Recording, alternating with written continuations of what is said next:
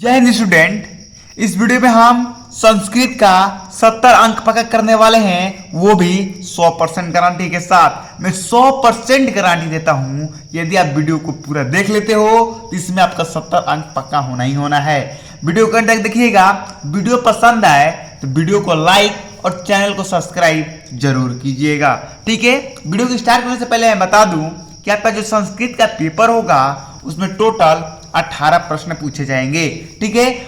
और 18 प्रश्न से ही हम क्या करने वाले हैं, 70 अंक पक्का करने वाले हैं, ठीक है। तो चैनल को सब्सक्राइब जरूर कीजिए, क्योंकि यहाँ 6 से 12 क्लास तक की पढ़ाई के साथ साथ परीक्षा की तैयारी भी कराई जाती है। चलिए हम बारी बारी महत्वपूर्ण प्रश्न देख लेते हैं। देखिए, आपका जो संस्कृत का पेपर होगा ना, उसमें पहला प्रश्न यही होगा कि निम्नलिखित गद्यांशों का संदर्भ सहित हिंदी में अनुवाद कीजिए, ठीक है। आपको 2 गद्यांश दिए जाएंगे, जिसमें से एक गद्यांश को आपको संदर्भ सहित हिंदी में अनुवाद करना होगा, ठीक है। तो मैं आपको 2 गद्यांश बताने वाला हूं, मात्र 2 गद्यांश। यदि आप दोनों गद्यांश को तैयार कर लेते हो तो यहां पर आपका 7 अंक पक्का हो जाएगा, अर्थात आपका पहला प्रश्न 7 अंक का आता है, ठीक है। और वो भी मैं ट्रिक बताने वाला हूं आपको पद्यांश में, जिससे आप आसानी से 7 अंक पक्का कर सकते हो। तो चलिए हम पहला पद्यांश ये रहा आपके सामने। देखिए, पहला पद्यांश यहां से यहां तक है, आप स्क्रीनशॉट ले लो। अब देखिए आपको क्या करना है, आपको ट्रिक क्या है इसमें। आपको यहां से यहां तक याद करके नहीं जाना है क्वेश्चन, बस आपको शुरू में जो कवि कालिदास है और लास्ट में जो पूर्णराति है, इसको बस ध्यान में रख के जाना है। नहीं, इसको भी याद करके नहीं जाना, आपको ध्यान में रखना है। यदि कवि कालिदास सुवर्ण में आ जाए या पूर्णराति आ जाए तो आपको क्या करना है, मैं आपको संदर्भ दिखाने वाला हूं और अनुवाद दिखाने वाला हूं हिंदी में, वो आपको लिख देना है। आपका 7 अंक पक्का हो जाएगा। तो आप संदर्भ कैसे लिखेंगे, देखिए आप लिखिएगा कि प्रस्तुत गद्यांश हमारे संस्कृत पाठ्य पुस्तक के संकलित कवि कालिदास या गद्य भारती से लिया गया है। अगर आप संदर्भ लिख देते हो यहाँ पर आपका 2 अंक मिल जाएगा। अगर आप हिंदी में इसका अनुवाद कर देते हो तो आपका 5 अंक मिल जाएगा। चलिए हम हिंदी का इसका अनुवाद भी देख लेते हैं कैसे करना है। अब देखिए इसका हिंदी का अनुवाद कितना होगा। देखिए, कवि कालिदास के जन्म से लेकर काफी मतभेद है। इस कवि को सभी अपने अपने देशों में सिद्ध करने में लगे हैं। कुछ लोग इनका जन्म स्थान कश्मीर तथा कुछ लोग इनका जन्म स्थान बंगला तथा कुछ उज्जैन मानते हैं। सभी लोग इन कवि इस प्रकार ऐसा पृष्ठ कर सकते हैं। बस आप इतना लिख दोगे, आपका 7 अंक पक्का हो जाएगा। मान जाओ कि ये वाला पद्यांश आपका नहीं फंसा, तो ये जो दूसरा पद्यांश है ना, मैं लिख के देता हूं कि दोनों में से एक जरूर फंसेगा, ठीक है। तो देखिए यहाँ पर दूसरा पद्यांश क्या है। दूसरा पद्यांश है कि देखिए, मैं पढ़ के नहीं समझाने वाला हूं, बस आप शुरू वाला देख लो यहां से और ये लास्ट वाला देख लो। बस ये आपको ध्यान में रख के जाना है। जैसे ये नैतिक मूल्य या भुक्तो भवती आ जाए, मुक्तो भवती, तो आपको क्या लिखना है, ये मैं जो लिखवाने वाला हूं वो आपको लिख देना है। और यहाँ पर भी आपका 7 अंक पक्का हो जाएगा। चलिए इसका संदर्भ कुछ इस प्रकार रहेगा। प्रस्तुत गद्यांश हमारे संस्कृत पाठ्य पुस्तक के गद्य खंड में संकलित नैतिक मूल्यानि पाठ से लिया गया है। बस इतना आपको लिख देना है। यहाँ पर आपको क्या मिल जाएगा, 2 अंक मिल जाएगा, ठीक है। और यहाँ पर आपको क्या है, ये देखिए आपका ये क्या है, अनुवाद है। नैतिक मूल्य से व्यक्ति की सामाजिक प्रतिष्ठा बढ़ जाती है। मानव कल्याण के लिए नैतिक आवश्यक कल्याण करता है। नैतिक से मनुष्य आम से भिन्न हो जाता है। इसके आचरण से व्यक्ति सामाजिक का जीवन निष्कृत होता है। बस ये 2 आप रेडी करके जाओ और मैं लिख के देता हूं कि एक आपको फंसने वाला है। चलिए हम प्रश्न नंबर 2 देख लें वो किस प्रकार आपके बोर्ड एग्जाम में पूछे जाते हैं। ये देखिए प्रश्न नंबर 2 होगा आपका संस्कृत के पेपर में, वो कुछ इस प्रकार होगा। निम्नलिखित पाठों का सारांश हिंदी में लिखिए। 3 ऑप्शन दिए जाएंगे, एक का आपको सारांश लिखना है, वो भी हिंदी में। मात्र मैं आपको एक आदमी का सारांश लिखाने वाला हूं। यदि आपको तैयार कर लेते हो तो मैं 100% गारंटी देता हूं, यहाँ पर आपका 4 अंक पक्का हो जाने वाला है। तो यहाँ पर देखिए, आप यहाँ पर है, मैं इनका लिखाने वाला हूँ लोकमान्य तिलक का, ठीक है। तो आप हेडिंग बनाएंगे नामकरण। सारांश में ऐसा ही लिखा जाता है।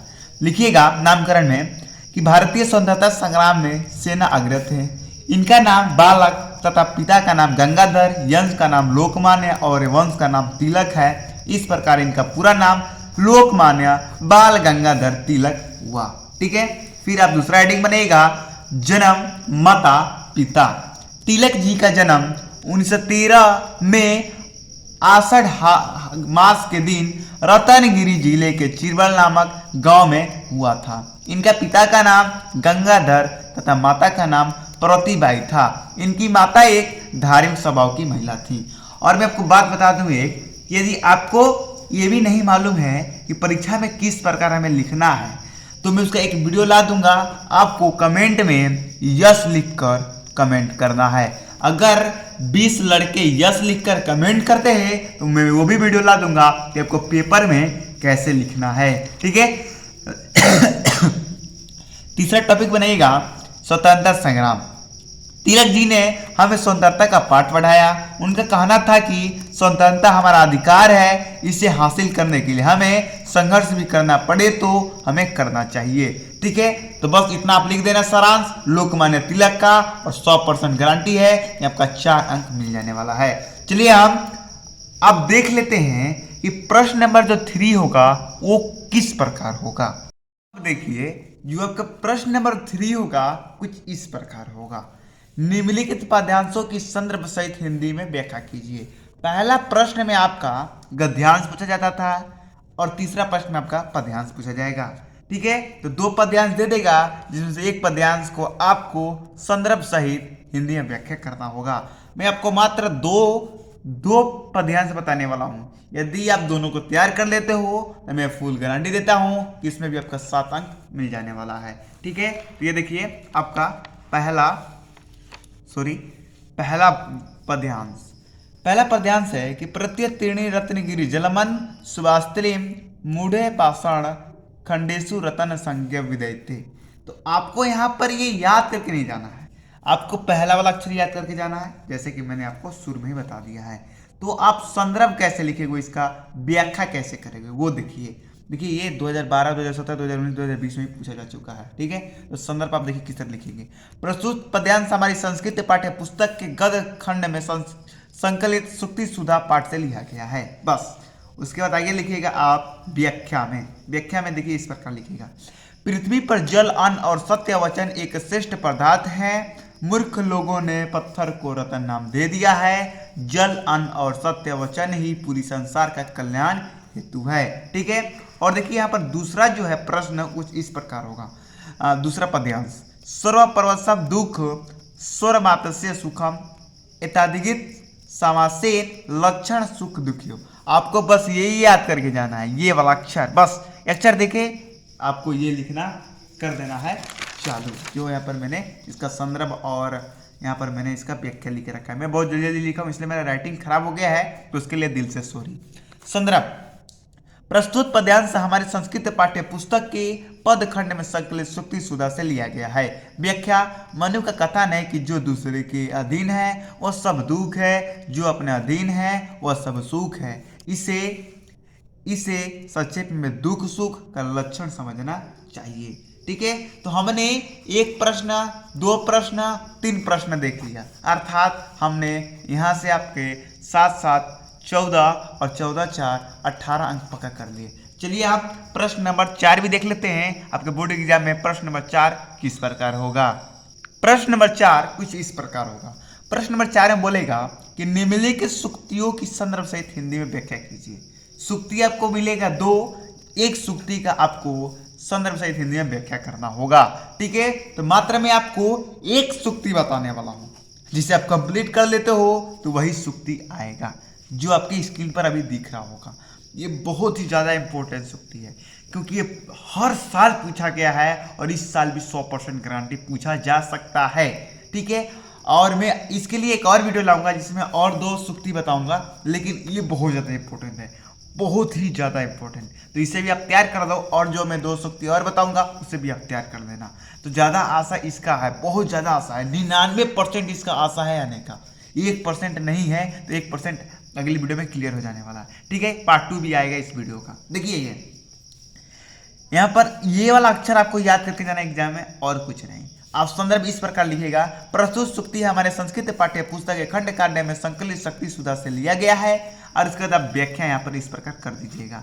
व्याख्या आप स्क्रीनशॉट ले लीजिए, मैं पढ़ के समझाऊंगा नहीं, वीडियो बहुत लंबी हो गई है, ठीक है। तो यहाँ पर आप व्याख्या यहाँ पर स्क्रीनशॉट लीजिए, व्याख्या और कर दीजिएगा बस।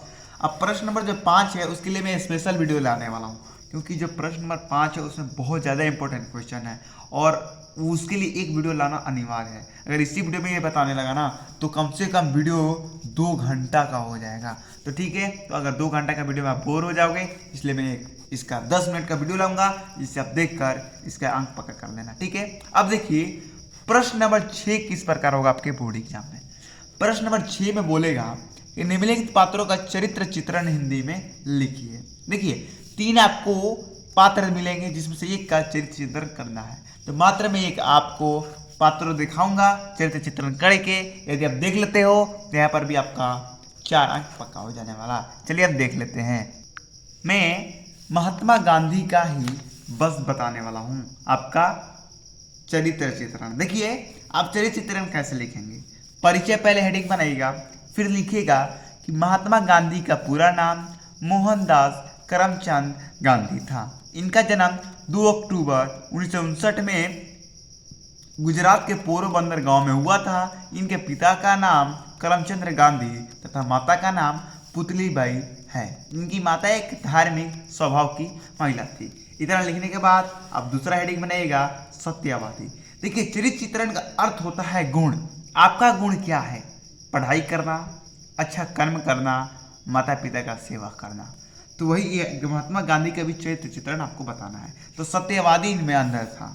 गांधी जी ने हरिश्चंद्र का नाटक अपने बचपन में ही देखा था, जिसका प्रभाव इनके जीवन पर पड़ा। इन्होंने इस नाटक के कारण जिंदगी भर बोला, सच बोला। ओके, अब उसके बाद आप तीसरा हेडिंग बना दीजिएगा भेदभाव। आप यहाँ से स्क्रीनशॉट ले सकते हैं। मैं पढ़ के समझा देता हूँ। महात्मा गांधी धर्मों के भेदभाव के विरोध थे और जो धर्म के लागत भेदभाव करते थे उनका विरोध महात्मा गांधी अहिंसा से किया करते थे, ठीक है। तो इतना आप लिख देते तो 5 अंक मिल जाएगा। मैं जल्दी जल्दी करा रहा हूँ क्योंकि वीडियो बहुत लंबी होती जा रही है और समझोगे ना तो परीक्षा की तैयारी कर नहीं पाओगे, ठीक है। 7 नंबर प्रश्न जो आपके संस्कृत के पेपर में होगा कुछ इस प्रकार होगा कि निम्नलिखित प्रश्न का उत्तर संस्कृत में लिखिए। 3 प्रश्न मिलेंगे जिसमें 2 प्रश्न आप लिख दोगे तो यहाँ पर 4 अंक आपके मिल जाएंगे। तो मैं आपको बस 5 प्रश्न बताने वाला हूँ। 5 प्रश्न देख लोगे तो आपके क्या हो जाएगा, यहाँ पर 4 अंक पक्का हो जाएगा। देखिए पहला प्रश्न तस्य मातु नाम किमस्ति, तो इसको लिखिएगा आप तस्य मातु नाम पुतलीबाई अस्ति। दूसरा प्रश्न है कि महात्मा पूर्ण नाम किमस्ति, महात्मा यानी महात्मा गांधी का पूरा नाम क्या था? महात्मा पूर्ण नाम मोहनदास करमचंद्र गांधी अस्ति। तीसरा प्रश्न है कि सदचूर्ण क अस्ति, तो सदचूर्ण एक नाग अस्ति। सुबेदा कस्य तन्यत अस्ति, सुबेदा वनस्य तनया अस्ति। पांचवा है कि रंभा कस्य अमृत अस्ति, रंभा रावणस्य भाई अस्ति। तो चैनल को सब्सक्राइब जरूर कीजिएगा क्योंकि आपके लिए मेहनत किया जा रहा है, तो आपका फर्ज है कि हमें आप गुरु दक्षिणा दें। मिलते हैं अगली वीडियो में। जय हिंद, जय भारत दोस्तों।